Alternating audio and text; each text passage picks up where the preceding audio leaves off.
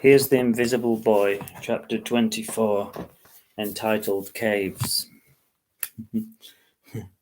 Jasper walked along the beach for 5 minutes, but he realized that he needed some peace and quiet from the shouting of the holidaymakers and the shrieking of the gulls. He decided to walk along the beach until he was tired or found something interesting. Maybe I could find a special shell to show my mum, he thought kindly, but he knew that he couldn't be too long, as he didn't want his mum to wake up and wonder where he was. Soon his mum and the people on the beach were specks in the distance, and the beach was becoming less sandy and more pebbly. He didn't want to trip and fall over. It was like an obstacle course.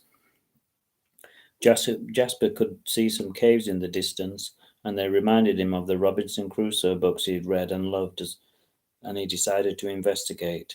As soon as he went inside, the temperature dropped and the sun disappeared. This should have been a warning, but Jasper kept going further into the cave.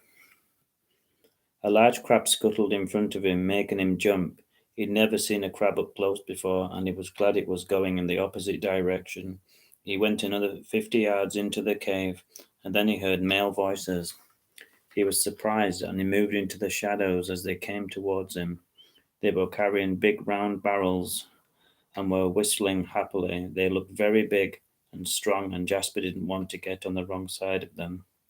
He imagined that the barrels were full of whiskey, or even diamonds. It definitely looked illegal, he thought. And then he felt the urge to sneeze. Not just a small sneeze, but a very large sneeze. The cave was very dusty, and it must have gone straight up his nose, he thought. He tried to hold it back, but he couldn't. "Achoo," he said, and it echoed around the cave like a shotgun blast. "Who goes there?" said one of the men, and Jasper quickly pressed the button on his magic watch.